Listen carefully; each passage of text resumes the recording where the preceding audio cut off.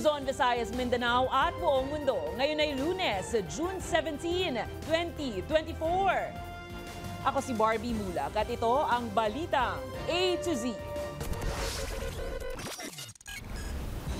AFP, hindi papatol sa anilay kasinungalingan ng China na binangga umano ng barko ng Pilipinas ang Chinese vessel sa West Philippine Sea. Good news! Imbis na dagdag singil, Meralco may bawas singil sa June billing.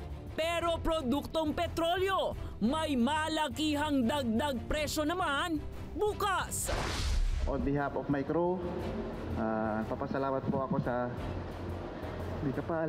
21 Pinoy seafarers ng barkong hinijack ng mga rebelde sa Red Sea nakauwi na sa Pilipinas. Pero isa pang Pinoy hindi pa rin natatagpuan. Olympic boxing silver medalist Nesty Petesio at Carlo Paalam napiling flag bearers ng Team Pilipinas para sa Paris Olympics.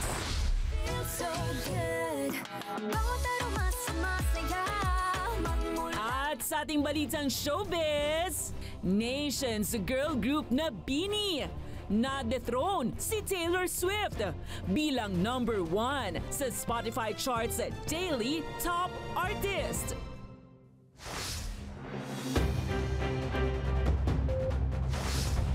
Magandang gabi, pambungad sa ating newscast. Binawi na ng Meralco ang naunang anunsyo na dagdag singil sa kuryente ngayong June billing. Kaya ang good news po mga ka-A to Z, magkakaroon ng bawas singil ngayong buwan.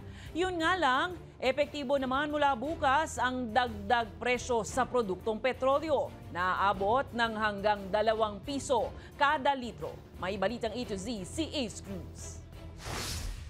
Natanggap na ni Nanay Mavic ang bill ng kuryente ngayong Hunyo na lagpas 11,000 pesos.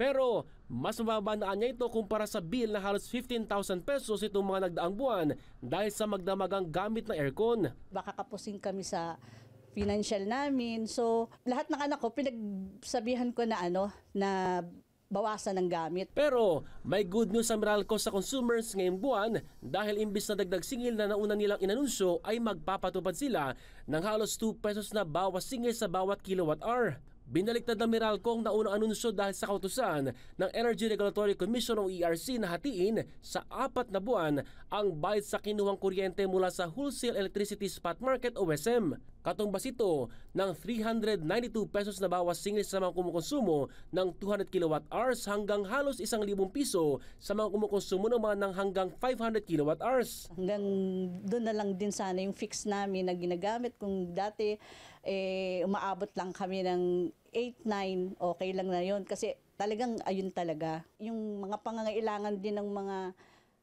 apo ko, sa amin din. So kahit paano, makakalis pa rin yun, tsaka sa mga ibang gastusin pa. Pero palala ng Meralco, ipatutupad ang paunti-unting dagdag singil sa billing mula Hulyo hanggang Setyembre sa halagang 77 centavos per kilowatt hour dahil sa mas mataas na generation charge.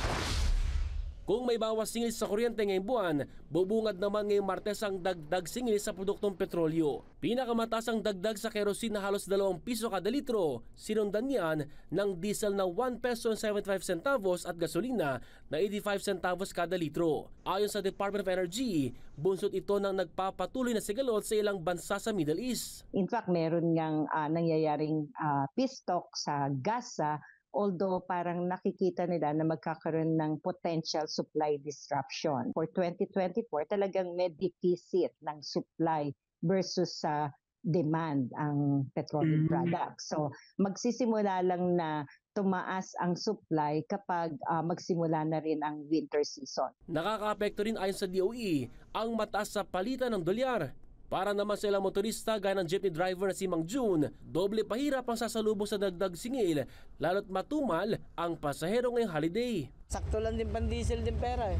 Kada lang 400 papunta rito. Tapos bukas? Bukas tataas pa. Wala na matitira. Okay. Wala na may uwi. Sasagad ng biyahe. Pagod ka sa gabi, uwi ka 500. Maswerte makauwi ka ng 500. Ganito rin ang sitwasyon ng food delivery rider na si AJ. Pag hindi po namin sir, sabayan, may dadagdag pa na sa gasolina. Yun po. Lugi? Opo, lugi din po minsan. Bagamat inaasa makababawi ang supply pagdating ng taglamig sa oil exporting countries, hindi pa matiyak ngayon ng DOE kung gaano kalaki ang magiging epekto sa presyohan sa local market. Para sa Balitang A to Z, Ace Cruz.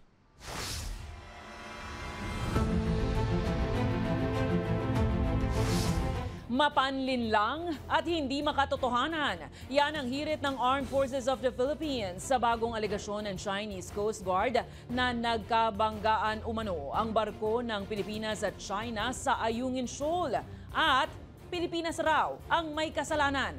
Sa kabila naman ng panibagong issue, umarangkada ang sabayang paglalayag ng Pilipinas, US, Japan at Canada sa West Philippine Sea. Narito ang ating Balitang A to Z. Walang plano ang Armed Forces of the Philippines na bigyan ng importansya ang panibagong aligasyon ng Chinese Coast Guard kontra sa Pilipinas. Sa pahayag, tumanggi ang AFP na patulan ang anilay sinungaling at mapanlinlang na deklarasyon ng Beijing. Pero tipid rin ito sa detalye ukol sa insidente.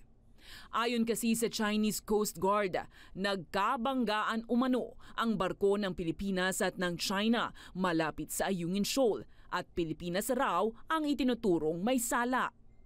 Hindi raw kasi pinansin ng resupply ship ng Pilipinas ang mga babala ng Beijing sa karagatan.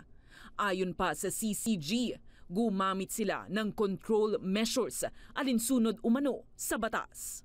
Control measures often, when the China Coast Guard uses those terms, often means water cannons.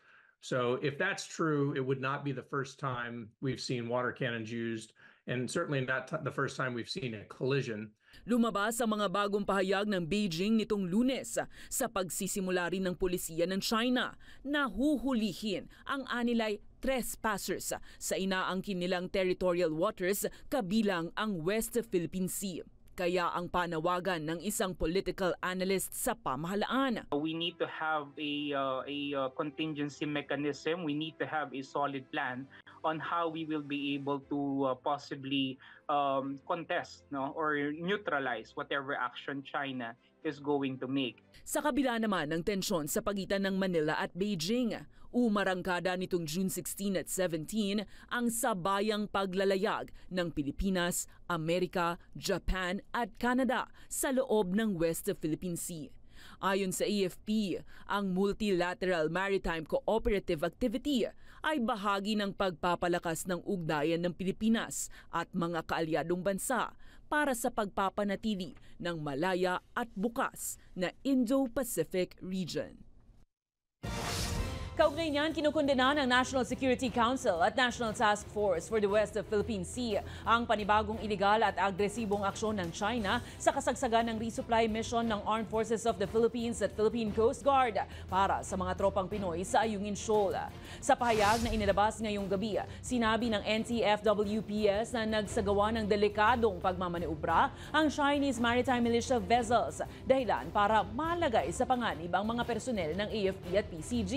Dagdag ng task force, sa kabila ng aksyon ng Chinese vessels, iniwasan ng Pinas na palalain ang tensyon.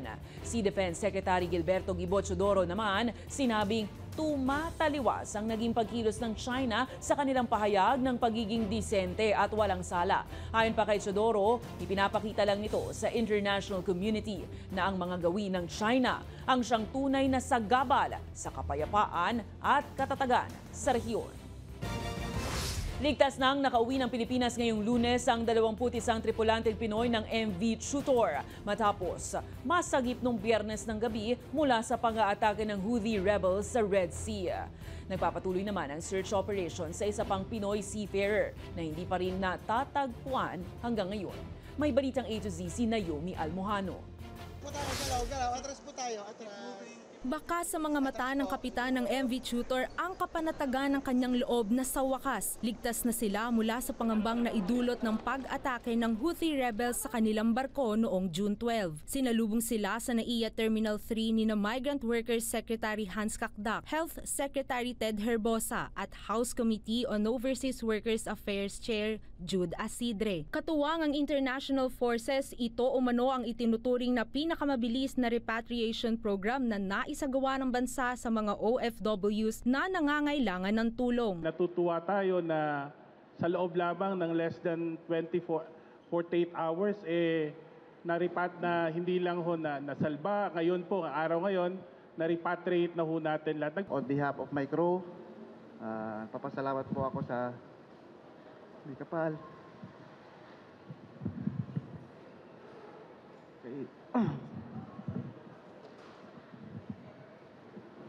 Kay Pangulong BBM, kay Secretary Hans,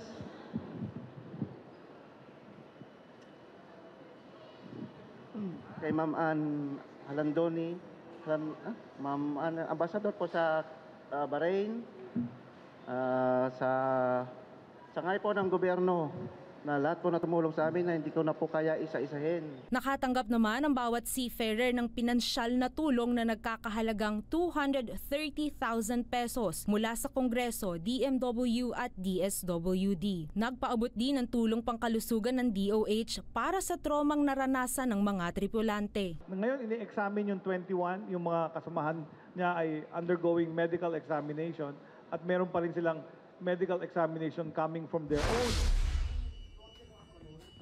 Samantala, isang Pinoy seafarer na nakaistasyon umano sa engine room ng barko ang kumpirmadong nawawala pa rin hanggang ngayon. Kasama na rin po dyan yung missing pa rin na tripulante na magsasagawa ng kaukulang operasyon para hanapin siya. Matatandaang inanunsyo noon ng DMW ang karapatang tumanggi sa pagsampa ng barko ng mga Filipino seafarers, lalo na kung papalaot ito sa Red Sea o saan mang tinuturing na high-risk areas ngayon. Habang ikinasa naman na ang search operation para matukoy kung nasaan ang nawawalang Pinoy.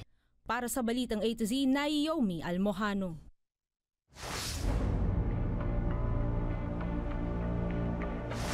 Kinumpirma ni Senator Riza Ontiveros na kanilang ipatatawag para dumalo sa pagdinig ang dating opisyal ng gobyerno na umano'y nasasangkot ngayon sa sinalakay na Pogo operation sa Bamban, Tarlac at sa Porac, Pampanga. Sa inilabas na dokumento ng mambabatas, si dating Deputy Director General ng Technology and Resource Center Dennis Cunanan ay isang authorized representative umano ng dalawang Pogo firm, ang Hongsheng Gaming Technology sa Bamban, Tarlac at ng Lucky South 99 sa Porac, Pampanga. Matatandaang sangkot din si Cunanan noon sa PDAF scam na nasentensyahan ng 26 na taong pagkakakulong. Nananawagan naman si Ontiveros sa lahat ng mga public official na tuluyang puksain ang Pogo operation sa bansa dahil sa naidudulot nitong korupsyon. Tinitimbang naman ngayon ng Presidential Anti-Organized Crime Commission ang mga nananawagan ng total ban ng Pogo operation sa Pilipinas. Ayon sa ahensya, maaaring magkaroon ng mas maraming problema at dumami pa lalo ang mga iligal na operasyon sakaling biglang ipagbawal ang Pogo sa bansa. Dagdag pa ng PAOK, kailangan ng mas maraming ahensya at malalimang pagpaplano para maipatupad ang total ban ng Pogo sa Pilipinas. We are cautious with a total ban with just a click of a finger. Why? If you ban, let us say tomorrow, let us say the chief executive comes up with a policy that totally bans Pogo by tomorrow. If there is no transition, there is no gradual implementation of the said ban, all of these legal or illegal gaming hubs would simply go underground. Ngayong Lunes po, ginugunita ng mga kapatid nating Muslim ang Idil Adha o Feast of Sacrifice. Ito ang pangalawa sa dalawang mahalagang pagdiriwang ng mga Muslim pagkatapos ng Idil Fitr. Nagdiwang ang marami sa Quezon Memorial Circle sa Quezon City. Sa pakikiisa naman ni Pangulong Ferdinand Marcos sa selebrasyon, hinihikayat niya ang mga Pilipino na pagyamanin ang karunungan at patatagin ng sarili. Binigyang diin din ng Pangulo na dapat maisabuhay ang kwento ni Abraham na nagpakita pinagpalitan ng matinding pananampalataya at pagmamahal kay Allah. Sa aming pagbabalik, ilang empleyado ng People's Television Network, bakit naisibalik ang pinatalsik nilang GM na si Ana Puod? At Tokyo Olympics silver medalist Nesty Petesio at Carlo Paalam magsisilbing flag bearers ng Team Pilipinas sa opening ceremony ng Summer Games. Ang lahat ng may init na balitang yan sa pagbabalik ng Balita A to Z.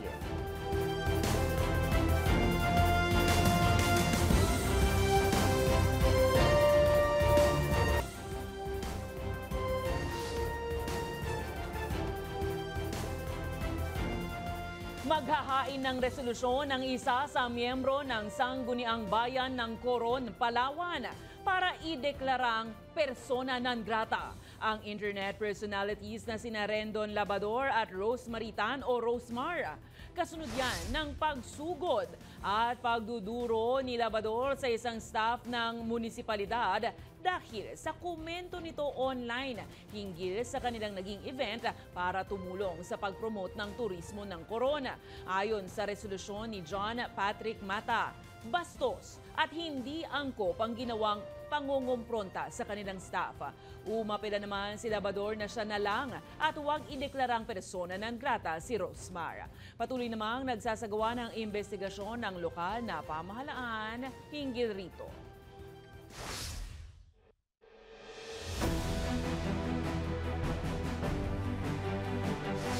Nais ibalik ng ilang empleyado ng People's Television Network ang pinatalsik na general manager na si Ana Puod. Pangamba nila, kung napakabilis ang pagtanggal sa mismong GM, paano pa kaya ang kanilang regularisasyon? May balitang A to Z si Ian Maghanoy.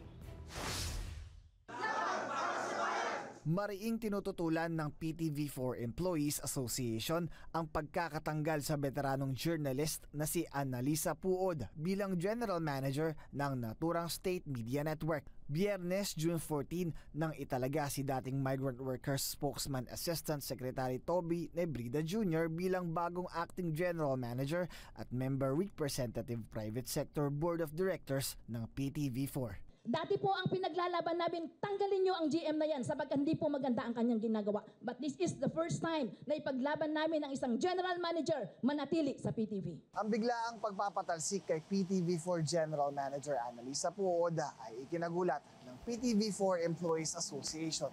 Kaya ang tanong ng grupo sa administrasyon, anong dahilan gayong napapamahalaan naman ni Puod ng maayos ang ahensya? Hindi namin alam kung anong kriteria ang paraan ng pagpili ng pagpapalit ng leader ng isang ahensya. Napakabilis. Bakit po ganun kabilis ang pagpapalit sa kanya? Para sa asosasyon, hindi lang ito usapin ng liderato sa estasyon, kundi ng seguridad ng kanilang trabaho. Ang pinaglalaban dito po namin ay yung napakahabang panahon na hinihintay namin magkaroon ng regularization. So, alam naman natin, pag nagpalit ng general manager, hindi lang kurtina ang pinapalitan yan. Department heads pinapalitan yan. Lahat-lahat, pati committee. Saan mapuputan yung reorganization na yan? Kaisa naman ang labor leader at abogadong si Luke Espiritu sa panawagan ng PTV4 union leaders para sa regularisasyon. Mababatid na muli na namang nailista sa top 10 na pinakamalalang bansa para sa mga manggagawa ang Pilipinas. Sa ITUC Global Rights Index, nakakuha ang Pilipinas ng rating na 5 o bansa na hindi ginagarantya ang mga karapatan ng mga manggagawa. It's not a surprise na ang ating bansa ay will be included among the 10 worst countries for workers. And I even believe that the Philippines should be the number 1. Dapat valedictorian siya sa listahang yan. Sa kabila ng lahat, malugod naman ang pagtanggap ni Puod sa appointment ni Nebrida. Sa isang text message sa Balitang A to Z, binigyang diin ni Puod na susundin niya ang mga utos ng mga nakakataas na opisyal ng gobyerno. Gayunpaman, aminado siyang mahaba-haba pa raw ang diskusyon hinggil sa regularisasyon ng mga empleyado ng PTV4, lalo't 19 na taon na ang lumipas nang huli itong ipatupad. Para sa Balitang A to Z, Ian Maghanoy.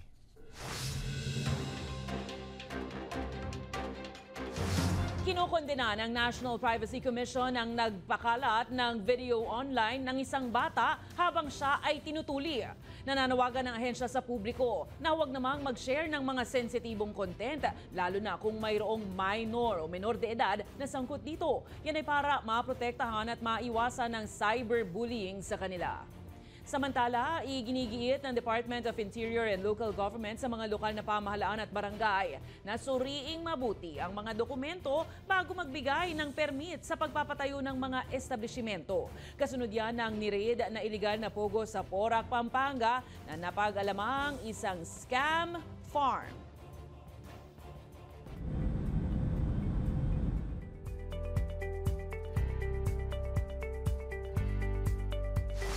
Pansamantalang ipinasara ang mga pangunahing luxury beach resorts sa Sentosa Island sa Singapore dahil sa oil spill. Ayon sa Maritime and Port Authority ng Singapore, nabangga ng Netherlands flag dredger na Vox Maxima ang Singapore flagged bunker vessel na Marine Honor nitong Biyernes, June 14. Nagpakalat naman na ng 100 workers ang Sentosa Development Corporation para linisin ang nagkalat na langis sa paligid ng mga resort.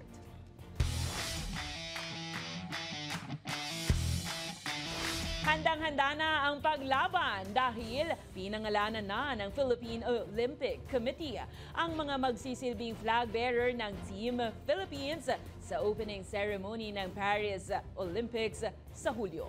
Ayon kay Olympic Committee President Abraham Tolentino, pangungunahan ito ni Tokyo Olympics silver medalists Nesty Petesio at Carlo Paalam na pawang mga boksingero. Pero bago ang pagkakapili sa dalawang boksingero, sinubukan din umano na itanong sa Olympic Committee kung pupwedeng si Tokyo Olympic gold medalist Heidelin Diaz ang magsilbing flag bearer. Ngunit ayon po sa komite, manlalaro ng kakatawan ng isang bansa sa paparating na Summer Games ang siyang dapat maging flag bearer. Wala pa namang pahayag sina Petesio at Paalam sa pagkakapili sa kanila bilang flag bearer sa nalalapit na Paris Games. Samantala, puspusan naman na ang paghahanda ng 15 manlalaro na nakapasok para sa prestigyosong Olympics. Abangan! Celebrity couple Zanjo Marudo at Rhea Ataide may surprise announcement sakto sa Father's Day celebration. At Nations girl group na BINI may panibagong Spotify charts daily top artist na milestone. Huwag kayong bibitiw, ang lahat ng may init na balitang yan sa pagbabalik ng Balitang A to Z.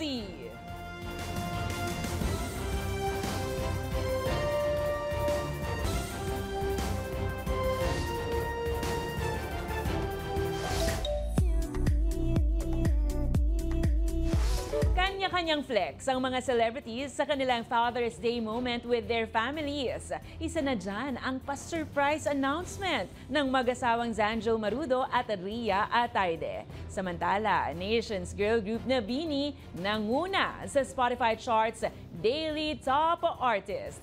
Ilan pang upcoming concert? Alamin natin sa Balitang A to Z Showbiz ni Lane Garcia.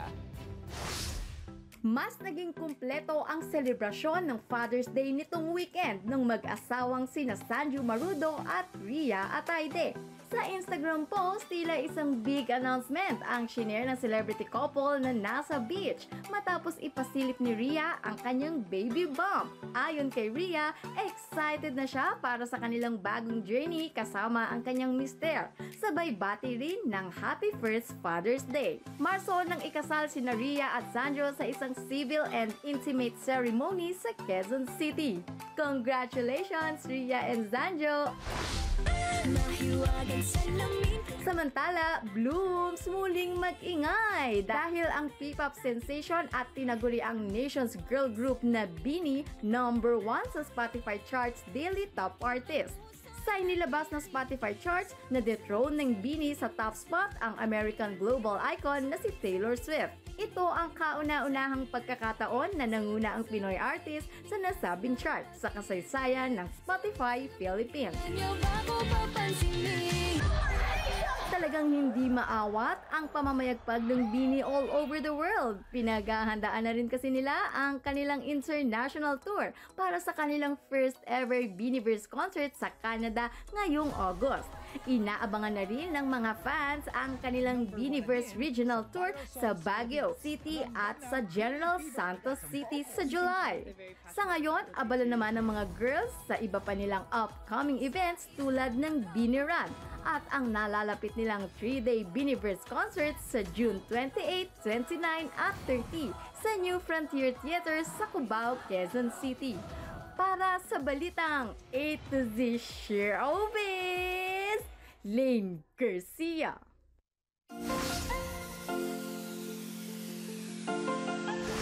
At para naman sa ating balitang nakaka-good vibes, mga ka-A to Z, hilig nga natin ng adventure. At for sure, kada moment dapat may picture or video. Ebidensya ba? Pero paano na lang kung ang minsanan at pambihirang adventure sa isang extreme activity? Teka, medyo pumalya ata ang pagkaka-record. Panoorin. Opo. Huwag dalawang pa itaas. Yung mukha, wag didikit sa lupit. Okay? Opo na. Ready? 1, 2, 3, go!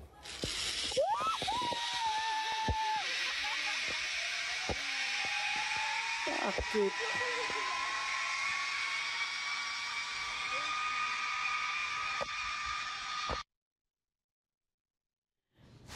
Kuhang-kuha po ang excitement ni Tatay. Kung kayo ay may kwentong kakaiba, mga kwento ng pag-ibig o storya ng inspirasyon at pag-asa, maaari niyo itong ibahagi, sumali sa ating Facebook group na Balitang A to Z. Panoorin ang replay ng ating programa at sundan ang ating social media pages. Hanapin ang ating Balitang A to Z. Ang ating pabaong quote of the night ay mula sa nobelista, journalist at poet na si George Eliot. Sabi niya, biyaya ang hatid ng isang tunay at mapagmahal na kaluluwa sa isa pang individual. At yan ang mga balita at impormasyon, mga kwentong may dalang inspirasyon na tinutukan ng Balitang A to Z. Ako po si Barbie Mulak, maging maalam, makialam. Magandang gabi sa iyo, Pilipinas!